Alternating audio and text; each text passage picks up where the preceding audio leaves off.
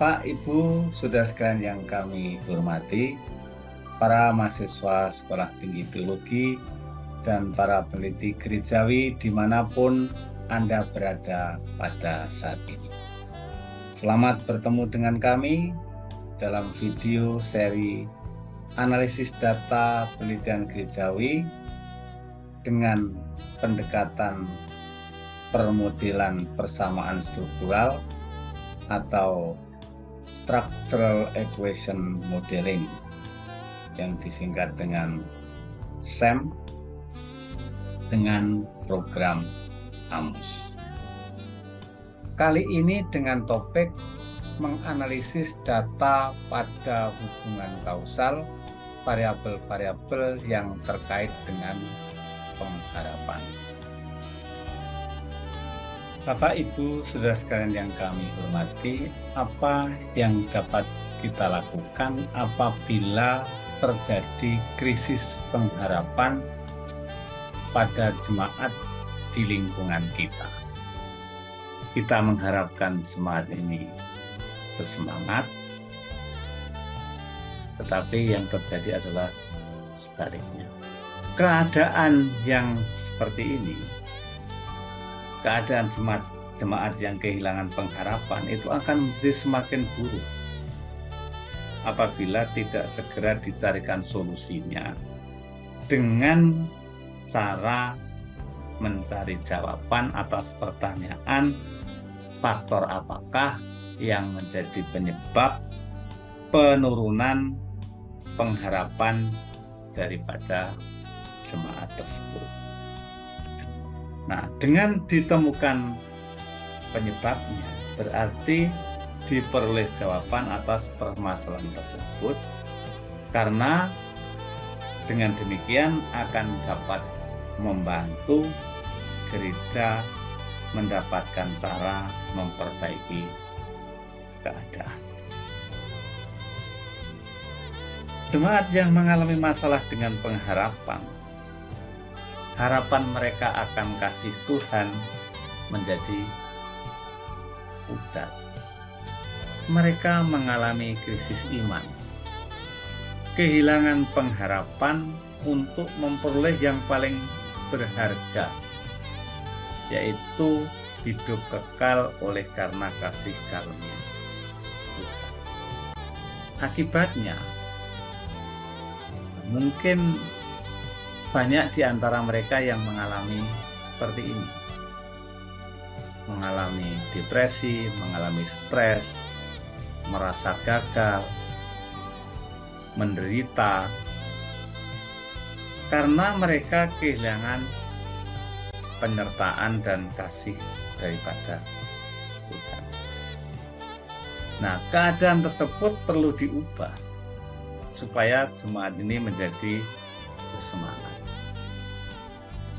bersemangat untuk sukses meraih pengharapan iman, sehingga mereka kembali percaya diri. Kenapa percaya diri? Karena mereka menemukan kembali jalan kebenaran untuk menuju sukses yang sejati. Nah, sekarang kita kembali pada variabel pengharapan yang akan dibahas. Agar variabel pengharapan sebagai fokus penelitian tersebut dapat diteliti, maka variabel tersebut perlu dioperasionalkan agar dapat diukur, agar dapat dikomunikasikan pada masyarakat ilmiah yang ada di luar gereja. Konsep tentang pengharapan tersebut perlu dibatasi pengertiannya dengan dibuatkan definisi konseptualnya berdasarkan kajian pustaka. Variabel pengharapan yang menjadi fokus penelitian itu kemudian diubah menjadi sebuah konstruk agar dapat dipahami oleh masyarakat ilmiah, dan konstruk yang di dalamnya terdapat beberapa dimensi atau deskriptor yang sifatnya ini adalah laten atau tidak dapat diamati, kemudian dioperasionalkan menjadi variabel manifest atau indikator-indikator, sehingga berdasarkan indikator-indikator ini dapat dibuat skala atau pertanyaan-pertanyaan yang jawabannya dapat menunjukkan seberapa besar pengharapan dari para responden. Nah, sekarang andai kata dengan berdasarkan definisi teoritis yang dibuat oleh para ahli, peneliti menetapkan ada 5 dimensi pengharapan. Misalnya ini, kita lihat di sini. Sini ada 5 dimensi pada pengharapan ini, yaitu valensi, konsep diri, motif, optimis, dan landasan. Masalahnya adalah agar pengharapan ini dapat dibawa kepada pembahasan dalam realitas, sehingga variabel pengharapan ini dapat dipersoalkan hubungan sebab akibat dengan variabel-variabel yang lain. Pengharapan seseorang tentunya dikaitkan dengan tujuan yang ingin dicapai. Oleh karena itu, indikator tinggi rendahnya pengharapan dibuat berdasarkan manifestasi upaya seseorang dalam mencapai tujuan yang ia inginkan. Jadi, berdasarkan indikator valensi, seberapa penting, seberapa berharga tujuan yang ingin dicapai oleh seseorang itu menjadi ukuran tinggi rendahnya pengharapan.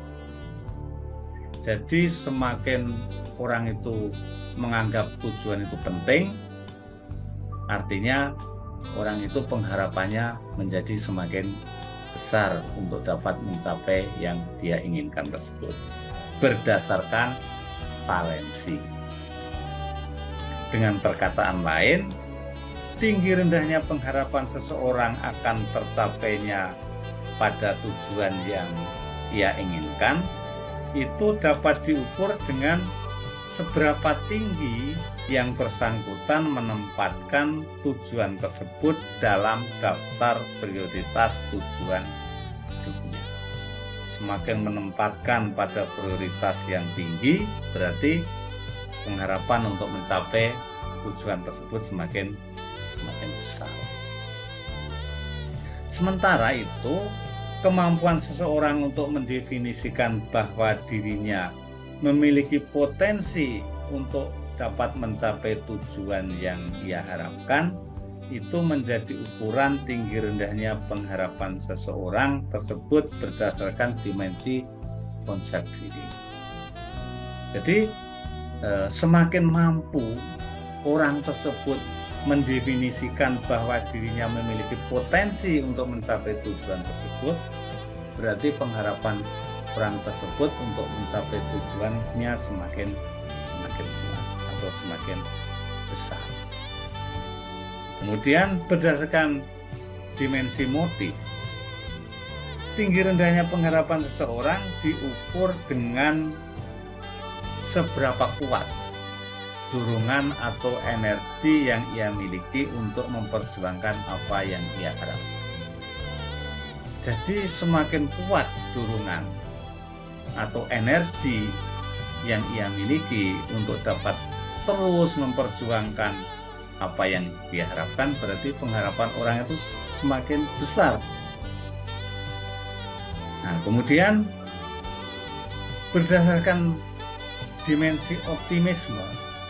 Nah, berdasarkan dimensi optimisme, tinggi rendahnya pengharapan seseorang diukur atas dasar kemampuannya mencari sisi positif terhadap tantangan yang ia hadapi dalam upaya mencapai tujuan yang ia harapkan.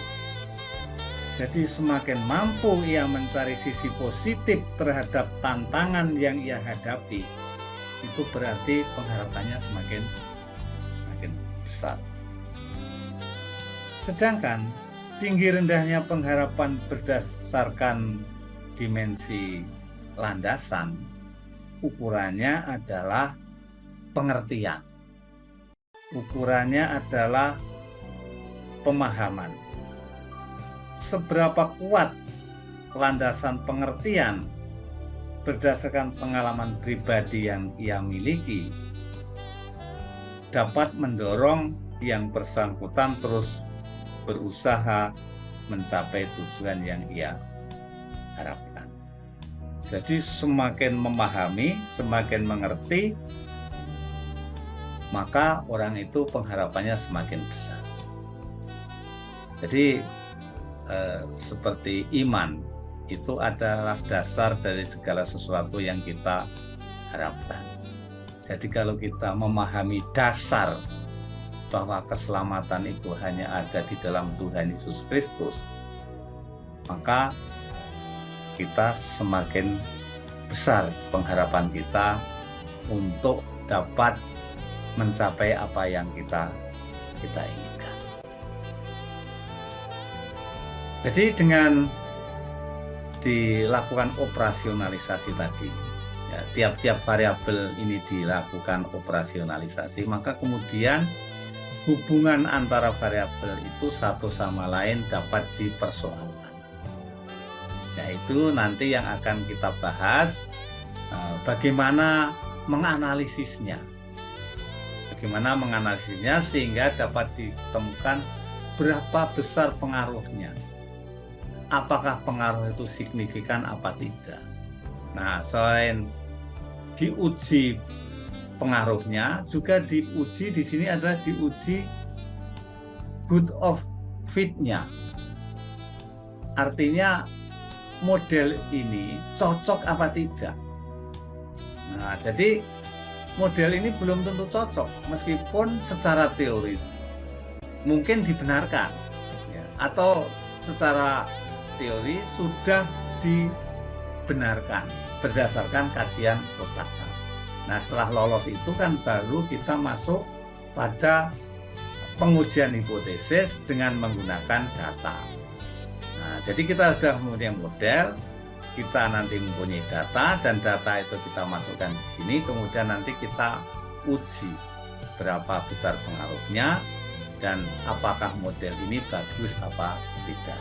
Ini nanti akan saya bahas untuk pembahasan selanjutnya sesudah ini. Para mahasiswa Sekolah Tinggi Teologi dan para peneliti gerejawi yang kami hormati dimanapun sekarang Anda berada, apabila model yang kita ajukan itu sudah mendapatkan dukungan teori maupun juga akal sehat serta hasil penelitian sejenis yang dilakukan oleh para peneliti sebelumnya, maka tahap selanjutnya adalah kita menguji kebenaran model itu secara empiris dengan menggunakan data. Kami mempunyai beberapa model hubungan sebab akibat yang berkaitan dengan pengharapan. Di antaranya adalah seperti ini. Kesengsaraan menimbulkan ketekunan, ketekunan menimbulkan ketahanan uji menimbulkan pengharapan. Ini model yang pertama Kemudian kami juga mempunyai model yang lain seperti ini. Nah, modelnya seperti ini. Jadi hubungan sebab akibatnya adalah seperti ini. Ada ketekunan, kesengsaraan, ketahanan uji, pengharapan, namun arah panahnya berbeda dengan yang pertama tadi. Ini sesuai dengan landasan teorinya. Kemudian ada model lain, yaitu seperti ini. Nah, ini seperti ini. Nah, tentu saja model-model yang diajukan tadi sudah berdasarkan kajian teori. Bapak, Ibu, saudara sekalian yang kami hormati, namun di dalam konsep yang ada dalam model tersebut, ternyata konsep itu bukan merupakan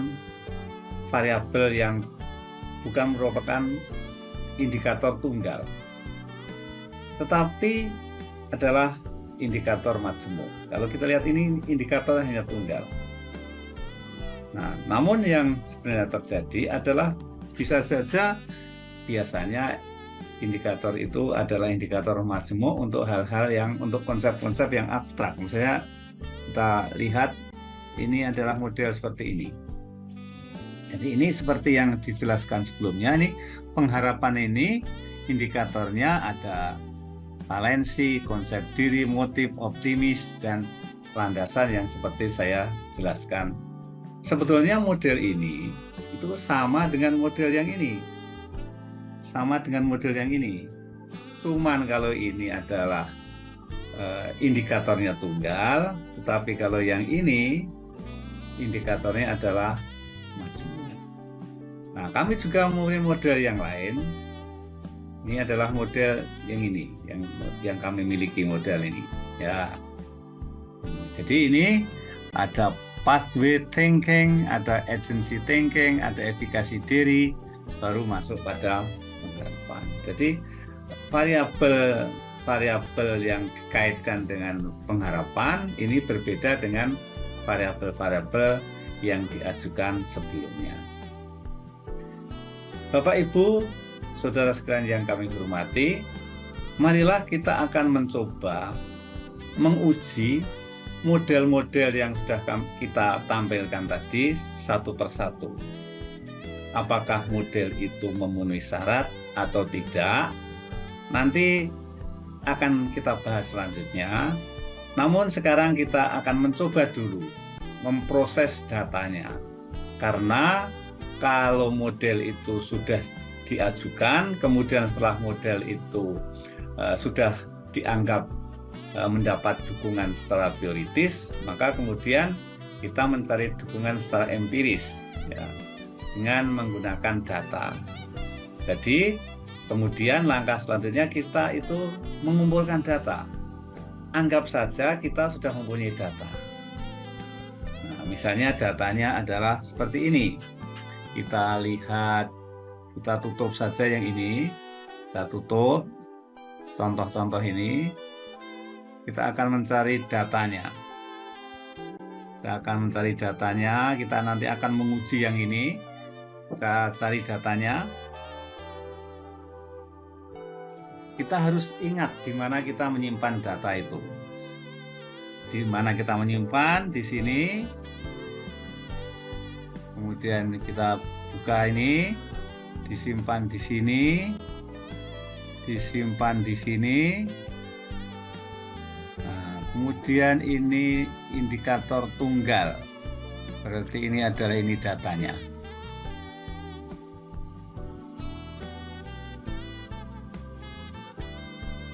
Nah, ini baru membuka datanya. Nah, ini adalah datanya. Data ini bisa kita lihat berapa respondennya. Di sini respondennya ada 100 berapa ini? 100 ada 180 responden. Jadi kita anggap saja kita sudah mempunyai data. Datanya seperti ini. Nah, data ini tentunya sesuai dengan model yang diajukan. Jadi data tadi adalah variabel view-nya. Ini ada data yang berkaitan dengan ketekunan, kemudian ketahanan uji, kesengsaraan, dan ini pengharapan. Ini datanya adalah ini. Nah, kalau kita lihat di sini juga ada di sini. Nah, di sini kita bisa cari ketekunan. Nah, ini datanya ini. Ini ketekunan, ini ketahanan uji, ini kesengsaraan, ini pengharapan. Nah, jadi sekarang kita sudah punya data dan data itu siap untuk diekspor ke program AMOS. Nah, jadi ini datanya. Nah, kemudian ini kita tutup saja. Kita tutup datanya. Kita tutup. Nah, ini sekarang kita tadi sudah tahu bahwa kita sudah mempunyai data dan kita sudah punya model. Nah, sekarang data tadi kita ekspor dari sini. Jadi kita ekspor ke program AMOS. Nah, tadi kita sudah ingat di mana datanya. Nah, jangan lupa lagi ini indikator tunggal. Ini indikator tunggal sini. Nah, ini datanya. Jangan lupa ini datanya. Nah, ini masuk di sini berarti model ini sudah mengimpor data dari SPSS. Nah, datanya adalah ini data pengharapan indikator tunggal. Nah, ini kita oke. Nah, sekarang kita analisis, klik analyze. Nah, sudah ada tanda merah, berarti ini nanti kalau diklik tanda merahnya di sini akan keluar berapa pengaruhnya. Nah, ini kita lihat ini ya. Kita lihat standardis pengaruhnya. Nah, kesengsaraan terhadap ketekunan 0,31, ketekunan terhadap ketahanan uji 0,27, kemudian ketahanan uji terhadap pengharapan 0,5. Nah, jadi ini kita sudah menganalisis sebuah model. Nah, sekarang coba kita menganalisis model yang lain. Jadi kita ada beberapa model. Kita akan menganalisis model yang kedua ini. Model yang kedua. Nah, model yang kedua ini datanya sama. Datanya tadi disimpan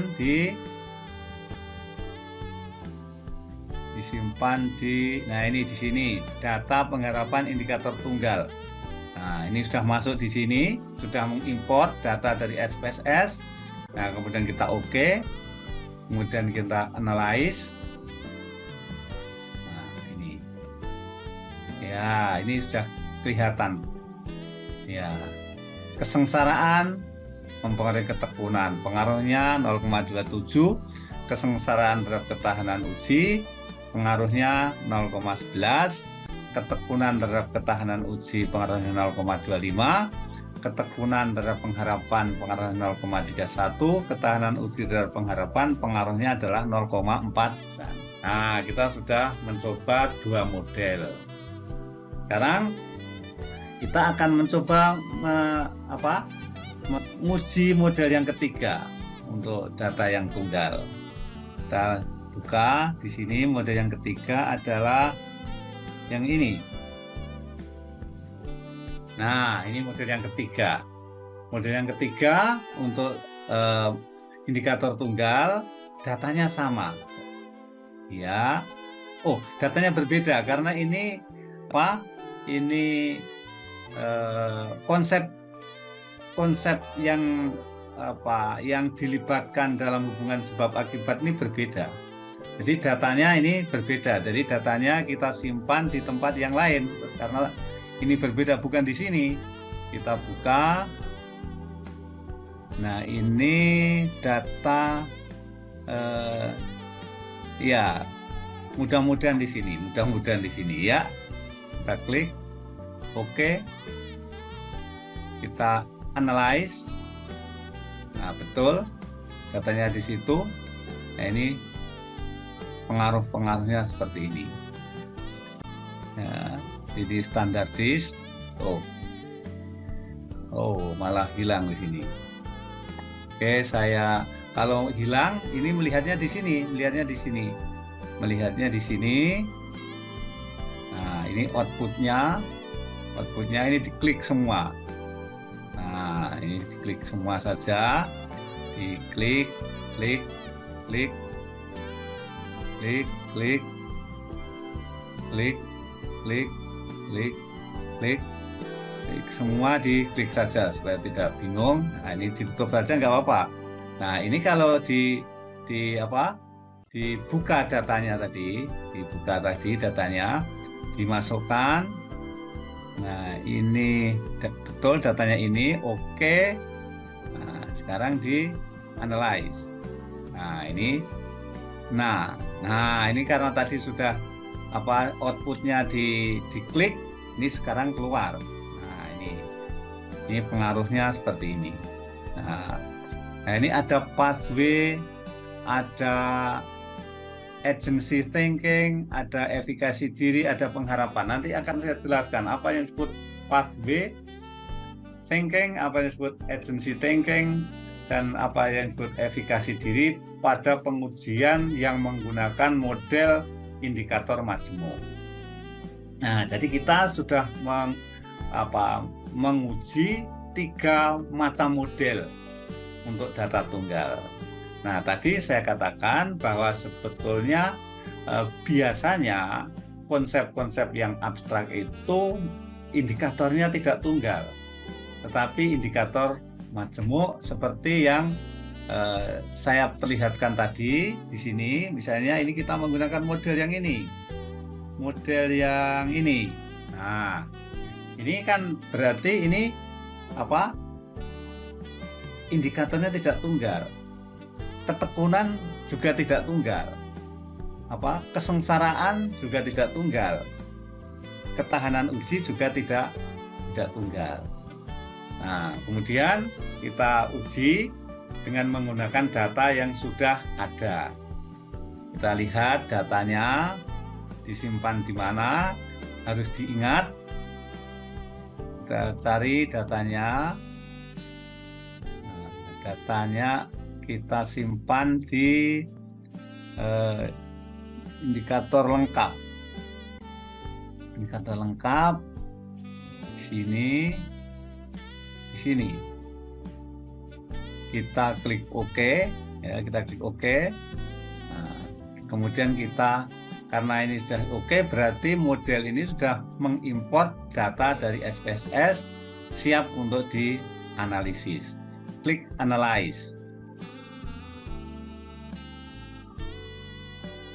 Nah, ini sudah tanda merah, berarti nanti akan muncul teks outputnya. Kalau tidak muncul, dilakukan prosedur tadi, pada teks outputnya ditampilkan semua. Kita lihat. Nah, sudah muncul. Nah, ini standar disk. Nah, ini pengaruhnya seperti ini. Nah, ini pengaruhnya kesengsaraan terhadap ketekunan 0,57, ketekunan terhadap pengharapan 0,68, kesengsaraan terhadap ketahanan uji 0,33, ketahanan uji terhadap pengharapan 0,59, ketekunan terhadap ketahanan uji itu 0,16. Nah, oke, satu model lagi kita coba, kita uji, kita kembalikan semula supaya hilang angka-angkanya. Nah, kemudian kita satu lagi, ini adalah model yang seperti ini. Nah, ini seperti tadi saya akan menjelaskan sebetulnya apakah yang disebut dengan agency thinking itu. Agency thinking itu apa? Sehingga dengan memahami pengertian agency thinking, mendefinisikan, membatasi pengertian agency thinking, maka kemudian kita dapat menentukan indikator-indikatornya. Jadi agency thinking itu adalah persepsi individu yang mencerminkan penilaian mengenai kemampuannya untuk bertahan menghadapi hambatan dalam mencapai tujuan yang diharapkan. Itu adalah agency thinking. Nah, kemudian agency thinking dan pathway thinking ini bersama-sama berpengaruh terhadap efikasi diri. Nah, pathway thinking itu apa? Pathway thinking itu adalah pemikiran yang memandang dirinya memiliki kemampuan untuk mengembangkan suatu jalur untuk mencapai tujuan yang diharapkan. Jadi kalau ini hubungannya dengan motivasi, ini hubungannya adalah dengan strategi. Gampangnya begitu. Nah, kemudian apa yang disebut dengan efikasi diri? Nah, efikasi diri itu adalah perilaku dari keyakinan yang merupakan hasil evaluasi mengenai kemampuan diri seseorang untuk mencapai tujuan. Jadi kalau ini gampangnya, kalau kita merasa punya motivasi, merasa punya cara, maka kita di sini percaya diri. Nah, gampangnya gitu. Nah, kalau kita percaya diri, maka kemudian kita mempunyai pengharapan. Nah, kemudian pengharapan itu apa? Pengharapan itu kalau gitu. Pengharapan itu ya kalau saya mendefinisikan kalau seperti iman itu. Jadi iman itu adalah dasar dari segala sesuatu yang kita harapkan dan bukti dari segala sesuatu yang tidak kelihatan. Nah, jadi yang namanya pengharapan itu mesti belum terjadi, tetapi sudah punya keyakinan bahwa bahwa yang bersangkutan itu akan dapat mencapai apa yang diinginkan. Jadi harapan itu adalah proses berpikir tentang sesuatu tujuan yang disertai dengan motivasi untuk bertindak menuju tujuan dan cara-cara untuk mencapai tujuan. Nah, dari definisi-definisi tadi diturunkan menjadi indikator-indikator, sehingga ini pengertian pengharapan ini dibatasi. Nah, demikian juga pengertian pathway thinking itu dibatasi dengan ini. Demikian juga dengan agency thinking dan efikasi diri. Nah, sekarang kita tadi kan belum menguji untuk yang model ini. Nah, kita uji saja. Kita cari datanya seperti biasanya. Ya, mudah-mudahan tidak lupa di mana menaruh datanya. Mudah-mudahan ini. Mudah-mudahan yang ini. Nah, ini sudah datanya sudah masuk, analyze. Ya, betul datanya ini ya. Oke. Nah, berarti kita sudah menguji ya, sudah menguji. Nah, sekarang bagaimanakah hasil pengujian ini? Nah, hasil pengujian ini kan sebetulnya kan harus dijelaskan, tetapi tadi kan kita baru menganalisis saja.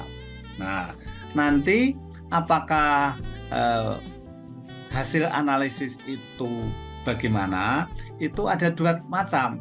Yang pertama, dilihat apakah itu model ini baik, cocok atau tidak.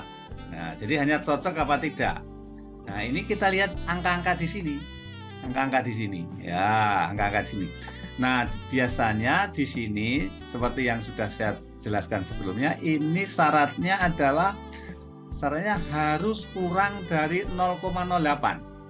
Kurang dari 0,08. Kalau ini sudah kurang dari 0,8, biasanya ini akan turun dan ini probabilitasnya itu akan naik.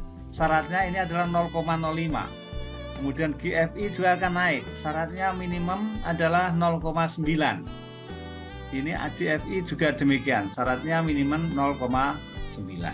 Nah, jadi di sini adalah kalau melihat ini, kalau dibandingkan dengan kriteria, syaratnya ini berarti tidak memenuhi syarat.